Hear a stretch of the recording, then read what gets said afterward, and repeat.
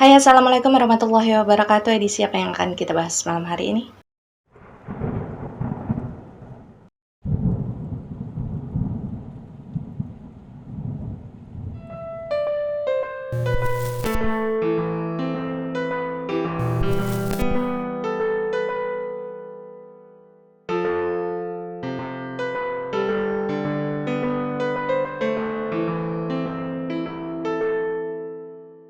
Dan ya, mulai hari ini akan ada edisi spesial di mana saya akan membacakan isi dari novel Lin yang sudah launching beberapa waktu yang lalu, tapi kebetulan sudah sold out. Karena seperti janji saya kepada kalian semua, kalau misalkan kalian follow Instagram saya, di sana saya sudah bilang kalau nantinya akan ada edisi di mana kita akan sama-sama mendengarkan secara lengkap isi dari novel Lin. Jadi bagi kalian yang memang kemarin tidak sempat membeli novel Lin, tidak kebagian gitu ya, karena memang sold out, kalian akan tetap bisa tahu bagaimana isi dari novel Lin ini sepenuhnya.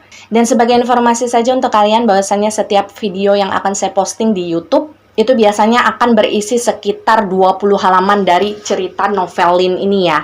Jadi nanti setiap 20 halaman kita akan berhenti dan akan kita lanjutkan di keesokan harinya. Begitu ya kira-kira, semoga apa yang saya lakukan ini bisa membuat kalian merasa tercukupi, dan saya juga memohon maaf kalau misalkan nantinya masih ada kesalahan di sana dan di sini. Keputusan pertama yang Lin ambil saat itu adalah memberhentikan semua orang yang bekerja di rumahnya, termasuk 2 orang asisten rumah tangga yang paling dekat dengan dirinya. Itu adalah keputusan yang berat, tapi Lin tidak memiliki pilihan lainnya. Secara baik-baik, Lin menjelaskan alasan dari keputusannya saat itu pada semua pekerjanya. Suasana harunan biru sempat tercipta ketika perpisahan itu terjadi.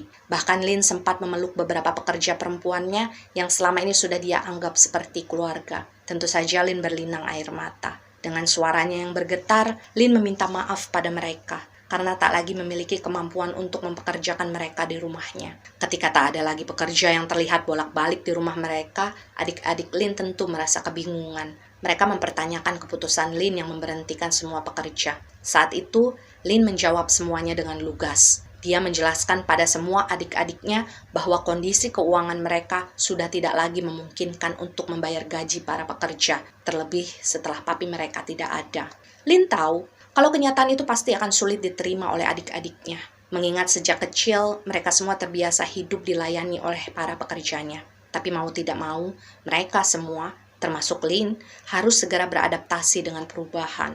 Lin ingin mereka mulai belajar untuk hidup mandiri, mengurus keperluan mereka masing-masing tanpa harus meminta bantuan orang lain lagi. Hidup mereka sudah berubah, memang tidak sebaik dulu, tapi Lin berharap setidaknya hidup mereka tidak akan berakhir dengan buruk. Bukan tak ada usaha yang dilakukan oleh Lin untuk mencari pekerjaan. Dia pergi ke sana kemari sekedar untuk mencari peluang demi menghasilkan uang. Waktu terus berjalan. Tentu Lin membutuhkan pemasukan untuk melanjutkan hidup sekeluarga. Tapi entah mengapa, semuanya terasa begitu sulit untuk dilalui. Identitas Lin sebagai wanita Belanda membuatnya kesulitan untuk mendapatkan pekerjaan. Karena memang di saat itu tak banyak warga-warga lokal yang bersimpati dengan keberadaan orang Belanda. Sementara orang-orang Belanda lainnya tak terlalu mudah didatangi oleh Lin yang sudah tidak lagi memiliki orang dalam. Tanpa Thomas, keberadaan Lin bersaudara hanya dianggap sebagai Belanda sampah oleh para teman sewarga negaranya. Andalan Lin satu-satunya saat itu hanyalah uang yang selama ini dia simpan secara tidak sengaja. Jumlahnya juga tidak banyak. Seiring berjalannya waktu, tentu saja uang tersebut sudah terpakai untuk memenuhi kebutuhan hidup mereka sehari-hari. Hingga sampai di satu titik, ketika Lin sudah tidak lagi menemukan jalan keluar, dengan berat hati, Lin harus membujuk Denjik dan Kenneth agar mau berhenti sekolah. Karena Lin sudah benar-benar tak sanggup untuk membiayai hal-hal lain di luar kebutuhan pangan mereka. Hingga di suatu hari, ketika Lin sedang benar-benar bingung dan merasa putus asa, dia memutuskan untuk berdiam diri sejenak di dalam kamar mami dan papinya. Kamar itu, kamar yang menyimpan sejuta kenangan dari mereka yang telah menghilang. Di dalamnya, seolah masih menyimpan aroma cerutu kesukaan Thomas. Seikat mawar layu pun masih tergeletak di sudut meja rias milik Rose. Setiap bagian dinding di kamar itu seperti merekam setiap kenangan. Ada suara tawa dan juga ada tangisan. Lin masih menyimpan kerinduannya yang teramat dalam. Harapannya tak pernah mati. Dia masih percaya kalau suatu hari nanti papinya akan kembali. Di dalam kamar itu, Lin duduk di pinggiran ranjang berangka besi sambil memegang sebuah kotak kayu yang isinya beberapa sisa dari perhiasan milik Rose yang tertinggal. Ya, ada beberapa barang penting yang tak sempat terbawa oleh Rose ketika dia pergi dari rumah beberapa waktu yang lalu. Kotak perhiasan itu masih tersimpan rapi di dalam lemari Thomas, sampai kemudian dia ikut menghilang. Dengan mata berkaca-kaca, Lynn memandangi isi kotak tersebut. Ada beberapa perhiasan milik maminya yang sebenarnya bisa saja dia manfaatkan untuk menyambung hidup. Pikiran dan hati Lynn saling beradu. Berbagai pertanyaan kritis mulai muncul. Haruskah saya menjual perhiasan ini agar saya bisa mendapatkan uang untuk kami makan? Jika saya menjual perhiasan ini, apakah Mami akan berpikir kalau saya lancang? Lynn lalu menyentuh sebuah rantai gelang tipis yang dulunya sering Rose pakai ketika sedang hamil Denjik.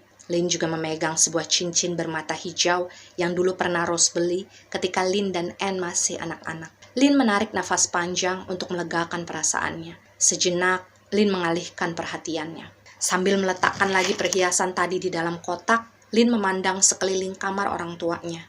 Rasanya begitu sepi dan dingin. Berbagai perabotan yang sudah berdebu membuat Lynn ingat bahwa sudah terlalu lama dia menghindar untuk kembali masuk ke dalam kamar tersebut. Menghindari sebuah kenangan yang pada akhirnya tak akan membuat luka cepat sembuh. "Papi, Lynn rindu," ucap Lynn amat pelan. Lynn terisak sambil menutup wajahnya agar suara tangisannya tak terdengar sampai keluar kamar. Lynn tak ingin adik-adiknya tahu bagaimana kondisi hatinya saat itu. Mungkin tak ada satupun orang yang menyangka kalau nasib dari keluarga Lynn bersaudara akan berakhir seperti itu. Mereka berempat harus hidup tanpa orang tua, terlantar di sebuah negara asing di mana tak ada satupun saudara yang bisa membantu mereka keluar dari dalam kesulitan. Lynn dan adik-adiknya benar-benar sendirian. Merenung cukup lama sambil bernostalgia dengan berbagai kenangan orang tuanya, Lynn tahu kalau dia harus segera kembali pada kenyataan. Keputusan harus segera dia ambil karena nasib dari adik-adiknya sedang dipertaruhkan.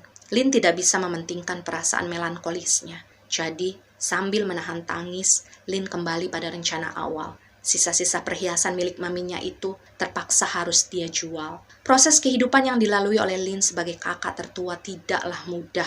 Dia menjadi satu-satunya orang yang harus bertanggung jawab memenuhi semua kebutuhan keluarganya sehari-hari. Mulai dari biaya sekolah sebelum akhirnya Denjik dan Kenneth bersedia untuk berhenti.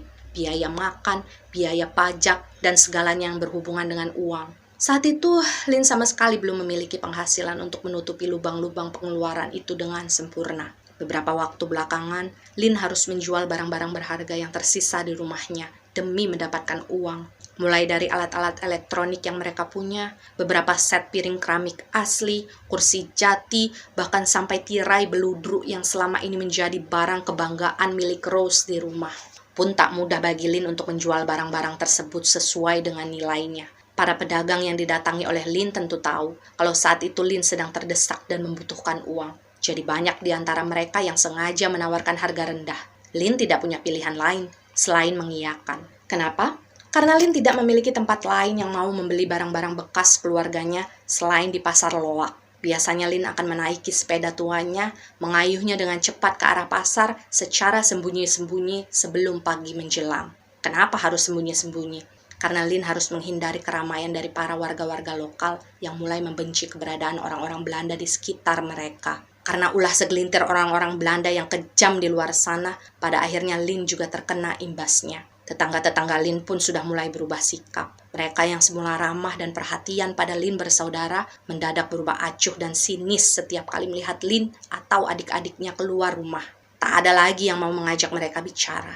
Keluarga Lynn dimusuhi karena dianggap sebagai hama yang menumpang hidup di tanah orang. Masalah itu mulai dipandang serius oleh Lynn ketika ketidaksukaan warga lokal mulai diperlihatkan melalui sikap mereka yang anarkis. Tidak semua memang, tapi kebanyakan. Sebagai contoh, setiap kali ada orang Belanda seperti Lynn dan adik-adiknya yang keluar rumah untuk beraktivitas, maka tak segan warga lokal akan melempari mereka dengan batu atau minimal mengumpat. Bahkan ada beberapa di antara mereka yang akan mengejar sambil membawa senjata ataupun bambu yang tajam. Rasisme yang luar biasa sudah sering Lynn rasakan setiap kali dia berada di luar rumah. Pelecehan secara verbal juga sering dia dapatkan ketika sedang berjalan kaki menuju ke sebuah tempat. Bahkan Lynn juga pernah terkena lemparan batu dari segerombol anak-anak remaja yang menghadang jalannya. Padahal saat itu, Lynn hanya pergi ke sebuah warung untuk membeli bahan makanan. Lynn mulai merasa kalau keberadaan orang-orang sepertinya sudah terancam. Beberapa kali dia mendengar kabar, setiap harinya ada saja orang Belanda yang dinyatakan hilang oleh keluarganya. Itulah mengapa pada akhirnya Lin tidak lagi mengizinkan adik-adiknya untuk keluar dari rumah, terutama di saat hari masih terang. Karena biasanya dari pagi sampai siang akan ada banyak warga lokal yang beraktivitas. Lin hanya ingin melindungi keluarganya dengan cara yang dia bisa. Lin tidak pernah tahu apa masalah yang sudah menyebabkan warga lokal yang ada di kota tersebut merasa sangat marah dengan keberadaan orang-orang Belanda. Karena selama ini, Lin merasa semuanya baik-baik saja. Meski di ibu kota terjadi banyak keributan untuk memperebutkan wilayah, tapi sesungguhnya Lin tak pernah punya masalah dengan para warga lokal yang ada di wilayah tempat mereka tinggal. Mereka menjalani kehidupan dengan baik, saling bertetangga, saling membantu, dan saling menyapa. Mungkin percikan amarah yang sudah memecah belah antara dua kubu kewarganegaraan tersebut pada akhirnya menjadi sebuah faktor di balik sulitnya Lin mendapatkan kesempatan untuk bekerja. Bagaimanapun, kota di mana Lin dan keluarganya tinggal, sebagian besar warganya adalah lokal. Kebanyakan di antara mereka tak ada lagi yang mau percaya dengan orang-orang berkulit putih dan berambut pirang, seperti Lin. Kehidupan tentu berjalan semakin tidak mudah. Pernah Lin sampai pada satu titik yang benar-benar mengharuskannya untuk segera menghasilkan uang sekedar untuk membeli bahan makanan di keesokan harinya. Tapi karena tak kunjung mendapatkan pekerjaan, Lin terpaksa melakukan beberapa pekerjaan serabutan. Dari semua pekerjaan yang pernah Lin terima, hal yang paling sering dia lakukan adalah mencuci baju keliling dari rumah ke rumah. Membayangkan pun tak tega, ketika seorang anak perempuan dari sebuah keluarga yang dulunya pernah jaya, kemudian harus berkeliling ke sana kemari sambil membawa ember kecil berisi sikat dan juga sabun cuci. Lin mendatangi setiap pintu dari rumah-rumah yang ada di sekitar tempat dia tinggal untuk menawarkan jasa mencuci pakaian. Lin sama sekali tidak memasang tarif. Semua yang memakai jasanya diperbolehkan untuk membayar semampunya saja. Karena Lin tahu, kehidupan semua orang di masa itu sedang memasuki masa-masa yang tidak baik-baik saja. Lin selalu bersyukur, meski warga Belanda sepertinya sudah banyak dibenci, tapi masih ada segelintir orang yang merasa simpati dan memberikannya kesempatan untuk mencari nafkah. Total bayaran yang Lin kumpulkan dalam sehari memang tidaklah banyak, tapi tetap saja, yang namanya rezeki harus selalu disyukuri kehadirannya. Setidaknya, Lin masih bisa membelikan makanan untuk keluarganya di rumah. Pekerjaan kasar itu Lin lakukan dalam kurun waktu hampir setahun. Tangannya yang semula halus mulai terasa kasar. Kukunya yang semula lentik saat itu sudah mulai terkikis oleh kerasnya pekerjaan. Meski lelah, tapi Lin sudah terbiasa melakukan semua hal tersebut tanpa henti. Hampir setiap hari, Lin akan pergi pagi-pagi sekali untuk memulai pekerjaannya dan pulang ke rumah menjelang sore hari. Tapi apa mau dikata, kenyataan seolah tak pernah berpihak dengan apa yang Lin harapkan. Saat itu, situasi yang tercipta antara rakyat lokal dengan warga Belanda yang kebanyakan adalah penjajah sudah semakin memanas. Sehingga orang-orang berkulit putih seperti Lin dan keluarganya sudah mulai tidak bisa bergerak dengan bebas. Lin mulai menyadari kalau belakangan para tetangga yang biasanya ramah dan baik pada dia dan adik-adiknya mendadak berubah sikap. Banyak dari mereka yang sudah tidak mau lagi menggunakan jasa Lin untuk mencuci pakaian. Bahkan setiap kali Lin datang ke rumah mereka, maka mereka akan langsung menutup pintu tanpa bicara apa-apa. Memang, ada beberapa di antara mereka yang masih sudi untuk memberikan penjelasan pada Lin tentang alasan mengapa saat itu mereka harus menolak untuk memberikan bantuan pada orang-orang Belanda seperti Lin. Meski banyak pula di antara mereka yang tidak peduli dan merasa tak perlu memberikan penjelasan apapun. Pada intinya, warga lokal yang tinggal di wilayah tersebut mengaku kalau mereka memang mendapatkan perintah dari para Demang untuk berhenti berinteraksi dengan para penjajah. Mereka dipaksa untuk percaya bahwa tidak ada penjajah yang baik. Semuanya jahat dan patut untuk diusir. Warga lokal dilarang untuk melakukan hal-hal baik pada orang-orang Belanda yang ada di sekitar mereka. Pokoknya, jangan sampai orang-orang Belanda itu merasa nyaman untuk tinggal di Indonesia lebih lama. Mendengar penjelasan itu, Lin hanya bisa diam. Karena jujur saja, dia juga merasa tidak berhak untuk membela dirinya atas nama penjajahan. Lin paham benar situasinya. Dia tidak ingin menyalahkan siapa-siapa. Setiap orang berhak untuk melakukan apapun demi tanah airnya, termasuk membela dan melindungi. Lin mencoba tetap tersenyum setiap kali dia berpamitan pulang dari rumah-rumah yang sudah mulai menolak kedatangannya. Sedih memang, tapi ada satu hal sentimental yang membuat hati Lin merasa terluka. Karena meskipun Lin berdarah Belanda, tapi dia lahir dan tumbuh besar di Indonesia. Banyak hal dari dirinya yang sudah menyatu dengan negara ini. Sesuatu yang mungkin tidak bisa dimengerti oleh orang-orang yang tidak percaya. Bagi Lin, Indonesia dan segala sesuatu yang ada di dalamnya sudah menjadi bagian dari hidupnya. Meski saat itu, semua orang Indonesia justru tampak memusuhi dia dan juga adik-adiknya. Lin kembali pulang ke rumahnya sambil beberapa kali mengusap air mata. Betapa saat itu dia merasa kalau hidupnya selama ini hanyalah sebuah lelucon. Apa yang akan terjadi besok adalah pertanyaan yang jawabannya tidak pernah bisa Lin tebak. Semua serba situasional dan kondisional. Sewaktu-waktu, dia dan adik-adiknya bisa saja menghilang seperti orang-orang Belanda lainnya. Setiap detik bernapas, rasa ketakutan itu seperti ikut masuk ke dalam paru-parunya. Tapi Lin bisa apa? Papi, Mami, sekarang saya dan adik-adik bukan hanya kehilangan kalian, tapi juga kehilangan teman dan tetangga. Ucap Lin terbata-bata sambil terisak selama perjalanan pulang. Lin terus menangis. Di jalanan yang sepi dan senyap, dia meluapkan beban yang selama ini menumpuk di dalam hatinya. Saat itu Lin sempat berhenti di sebuah sisi jembatan besi. Dia melongok ke bagian bawah, di mana sebuah sungai dengan arus deras mengalir dengan ganas. Untuk sepersekian detik, Lin sempat berpikir untuk mengakhiri segalanya. Ya, Lin sudah sempat memejamkan matanya yang sembab dan basah, dan bersiap untuk melompat dengan pasrah dari atas jembatan. Dia sudah menarik nafas panjang, bersamaan dengan hembusan angin yang meniup rambutnya yang panjang. Namun wajah-wajah Denjik dan Kenneth yang sedang bermain lari-larian langsung terbayang di dalam benak Lin ketika kedua matanya terpejam. Suara tawa mereka, langkah kaki kecil mereka, tingkah pola mereka, dan kemanjaan mereka. Air mata Lin mengalir semakin deras, tapi kakinya mulai mundur selangkah. Wajah Antonia juga ikut masuk ke dalam ingatannya. Sosok adik yang begitu keras, tapi sebenarnya rapuh di dalam. Semua tentang kenangan masa kecil mereka di saat mereka bermain bersama. Saling mengepang rambut bersama, saling bermain lempar lumpur bersama. Kenangan ketika mereka sedang bermain hujan di halaman, sampai kemudian Lin demam parah. Lin langsung mundur beberapa langkah dari tepian jembatan itu, dan jatuh lunglai di atas kedua lututnya. Dia menangis dan berteriak sampai urat di lehernya tampak. Bodoh! Bodoh! Lin memarahi dirinya sendiri sambil menampar pipinya kiri dan kanan. Lin tahu, sekaligus tidak menyangka, kalau kebodohan itu sempat mampir di dalam pikirannya. Bagaimana mungkin dia bisa memiliki keinginan untuk mengakhiri hidup ketika adik-adiknya juga sedang merasa kesusahan? Bagaimana mungkin seorang Lin sanggup meninggalkan adik-adiknya dan melarikan diri dari masalah? Tidak. Lin harus kembali menyadarkan dirinya sendiri. Kalau martabatnya sebagai manusia, tidak boleh membiarkannya menyerah dengan cara yang paling celak, yaitu bunuh diri. Ya, saat itu Lin meyakinkan dirinya berkali-kali.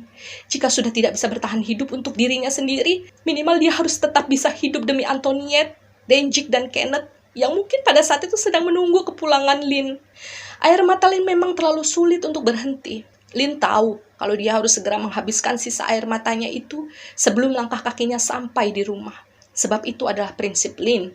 Sehancur apapun perasaannya dan sebesar apapun masalah yang sedang dihadapinya, tidak satupun dari adik-adiknya yang boleh tahu tentang semua hal itu. Anak pertama tetaplah anak pertama. Meski sedang terluka dan berdarah-darah, dia akan tetap melindungi apapun yang menjadi tanggung jawabnya. Saat itulah Lin mulai memiliki keinginan untuk kembali ke Belanda bersama adik-adiknya. Lin berandai-andai, siapa tahu di Belanda dia dan adik-adiknya akan lebih bisa diterima keberadaannya. Meski saat itu mereka sudah tidak punya orang tua.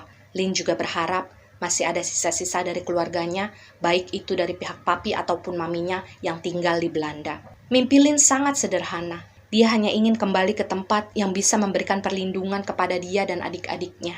Lin ingin hidup dengan perasaan aman. Dia ingin menjalani hari-harinya dengan tenang, tanpa harus lagi mendengar suara-suara keributan di luar rumahnya, suara-suara tembakan senjata, dan suara-suara teriakan orang-orang yang berlari ketakutan. Lin ingin berhenti diawasi oleh para warga sipil yang ada di sekitarnya. Tatapan-tatapan mereka yang penuh dengan rasa curiga akan setiap gerak-gerik yang Lin dan adik-adiknya lakukan. Lin ingin adik-adiknya bisa kembali bermain dengan ceria di halaman rumah. Bisa berlarian ke sana kemari tanpa harus merasa takut dan bersembunyi ketika mendengar suara letusan senjata api dari kejauhan.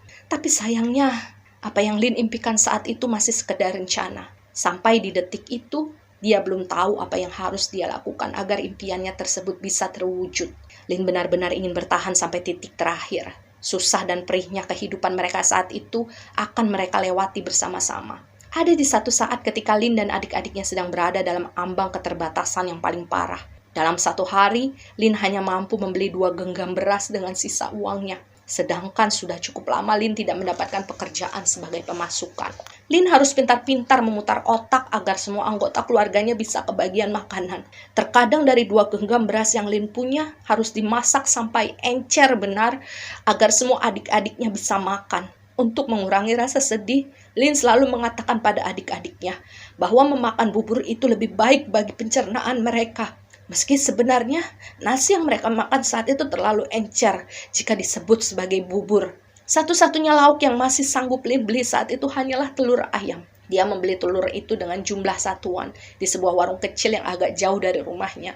Itu adalah satu-satunya warung yang bisa Lin jangkau sambil berjalan kaki. Sekaligus satu-satunya warung yang masih mau melayani orang-orang Belanda seperti Lin untuk membeli. Dalam sehari, biasanya Lin hanya mampu memasak 1 butir telur yang akan dia goreng dadar, lalu dipotong-potong menjadi beberapa bagian. Dia selalu mendahulukan bagian untuk adik-adiknya, Anne, Denjik, dan Kenneth.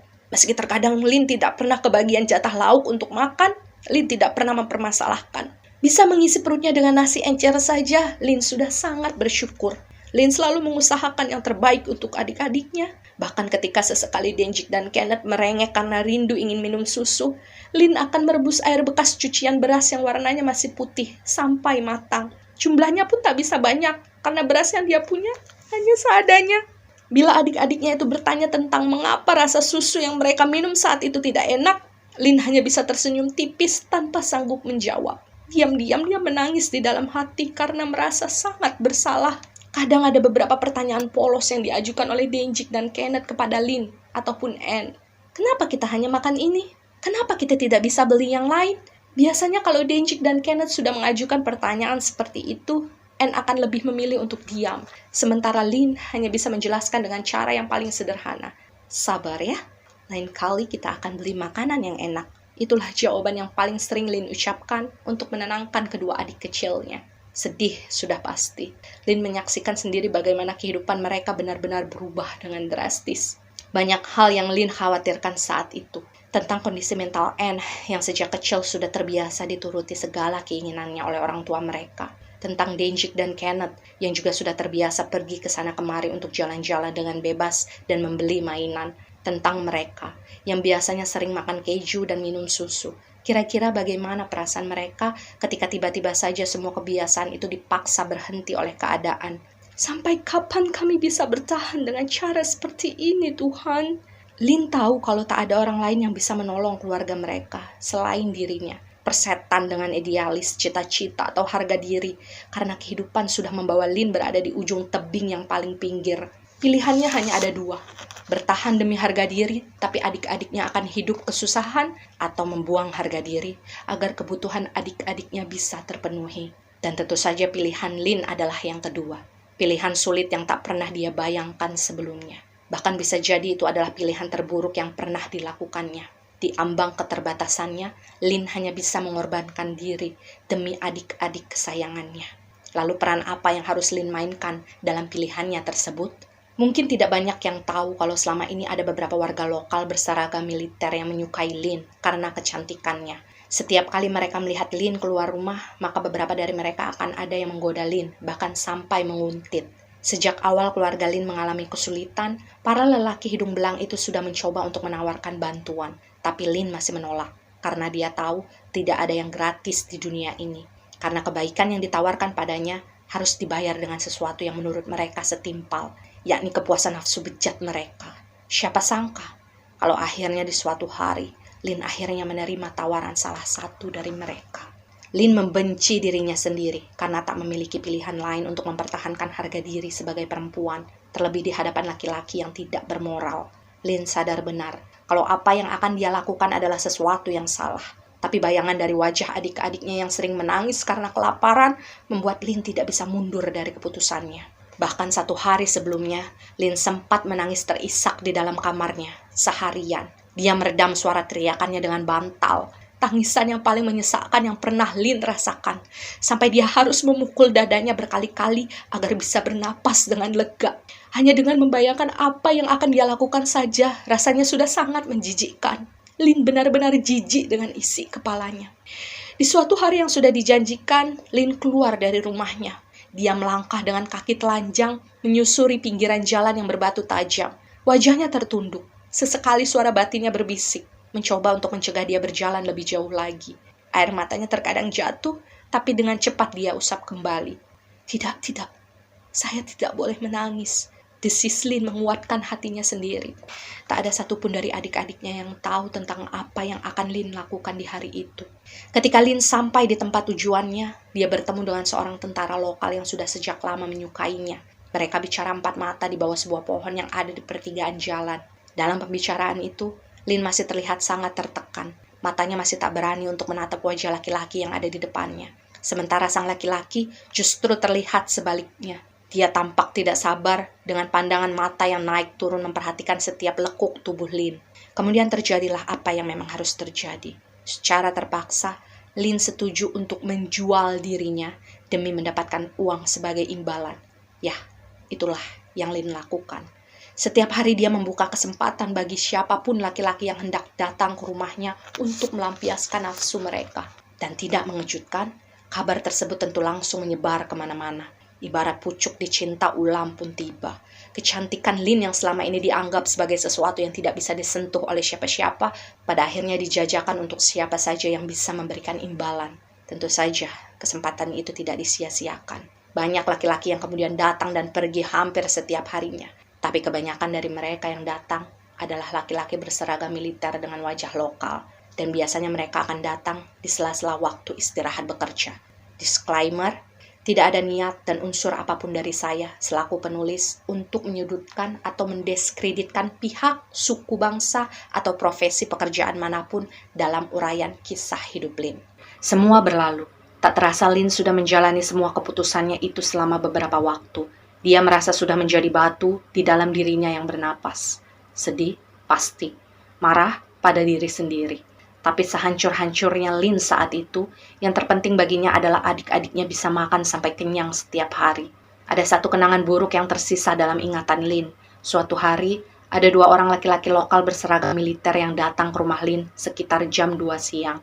Mereka datang sambil membawa sebuah rantang berisi makanan dan sebuah kertas yang dilipat berbentuk amplop berisi sejumlah uang. Lin sudah terbiasa menerima mereka sebagai tamu. Jadi dia sudah tahu benar apa yang dia harus lakukan selanjutnya. Satu fakta yang menyedihkan adalah Lin tidak pernah tahu bagaimana kepribadian laki-laki yang datang padanya. Terkadang ada laki-laki yang pendiam dan ada yang banyak bicara. Ada yang tidak banyak tingkah, tapi lebih banyak dari mereka yang ringan tangannya. Tak jarang, Lin disakiti secara fisik. Dia ditarik, dijambak, ditampari, bahkan disundut dengan cerutu. Tubuh Lin yang semula mulus dan bersih perlahan mulai banyak bekas luka atau memar-memar kebiruan. Dalam melakukan pekerjaannya, Lin sering meringis kesakitan akibat kekerasan yang dia terima. Tapi dia tidak memiliki hak untuk melawan. Dia harus tetap menyelesaikan semuanya baru bisa terbebas dari siksaan. Bagaimanapun, Lin telah setuju untuk dibayar. Tapi semua itu belum seberapa. Ada satu hal lain yang rasanya begitu merobek-robek harga diri Lin sebagai perempuan, yakni jika dia dipaksa untuk melakukan pekerjaannya di ruangan depan rumah dalam keadaan pintu yang sengaja dibuka. Ya, ada saja laki-laki yang tidak waras yang menginginkan hal nyeleneh semacam itu untuk dilakukan. Tentu Lin sangat malu. Apalagi kalau ada warga sekitar yang tidak sengaja lewat. Tapi air matanya sudah habis untuk menangisi semua takdirnya. Meski dia tahu kalau apa yang dilakukannya saat itu sudah menjadi cibiran para tetangga, tapi Lin bertekad untuk tetap melakukan itu semua. Setidaknya sampai dia bisa mendapatkan pekerjaan lain yang menghasilkan uang. Melihat wajah-wajah bejat dari para laki-laki yang datang dan pergi dari rumahnya, tentu membuat Lin merasa muak. Mereka, laki-laki tanpa hati, yang selalu tertawa terbahak-bahak setiap melihat Lin menangis ataupun kesakitan. Tak satupun dari mereka yang pernah tulus memberikan bantuan untuk Lin dan adik-adiknya. Semua laki-laki bejat itu sudah tahu apa-apa saja hal yang menjadi kelemahan Lin dan keluarganya saat itu. Lin hanyalah seorang remaja dengan 3 orang adik yang kehidupannya terjebak di sebuah negeri yang sudah antipati pada keadaan mereka. Ada satu kebiasaan yang kemudian terbiasa dilakukan oleh Antoniette setiap kali ada laki-laki yang datang ke rumah mereka untuk menemui Lin. Ya, semakin lama, Anne semakin memahami apa yang dilakukan oleh Lin untuk menghidupi mereka semua. Untuk pertama kalinya, Anne tidak berani untuk menghakimi keputusan Lynn. Biasanya, Anne akan langsung memanggil Denjik dan Kenneth untuk dia ajak bersembunyi di dalam kamar apabila ada laki-laki yang datang ke rumah. Anne akan berpura-pura untuk mengajak kedua adiknya itu bermain sambil menutup mata dan telinga mereka. Anne hanya tidak ingin Denjik dan Kenneth mendengar apa yang terjadi di luar kamar. Lynn akan mendapatkan imbalan berupa uang atau makanan setiap kali dia selesai melakukan pekerjaannya. Terkadang, kedua mata Lynn masih sering berkaca-kaca setiap kali dia menerima semua pemberian itu dengan kedua tangannya. Dia masih menganggap dirinya sebagai seseorang yang hina. Setelah semuanya selesai, biasanya Lynn akan langsung mengumpulkan adik-adiknya untuk makan bersama di ruangan tengah. Mereka berempat akan duduk di lantai, tanpa beralaskan apa-apa. Karena memang mereka sudah tidak memiliki perabotan apapun yang tersisa di rumah. Semua habis dijual agar mereka bisa makan. Bahkan sudah lama, mereka berempat tidur di atas anyaman tikar bekas yang terbuat dari helaian bambu lapuk yang sudah mulai lusuh. Hanya itu yang mereka punya di rumah. Sisa-sisa dari barang yang sempat ditinggalkan oleh salah satu pekerja di rumah mereka sebelumnya. Sebelum mulai makan, Lynn akan memimpin doa. Dia selalu mengajarkan adik-adiknya untuk bisa bersyukur dan berterima kasih atas berkat apapun yang sudah diberikan oleh Tuhan. Salah satu kalimat yang sering diucapkan oleh Lynn di depan adik-adiknya ketika berdoa adalah, "Terima kasih Tuhan atas kebaikan yang telah Kau berikan kepada saya dan adik-adik saya. Berkahi makanan ini Tuhan, dan maafkan apa yang sudah saya lakukan."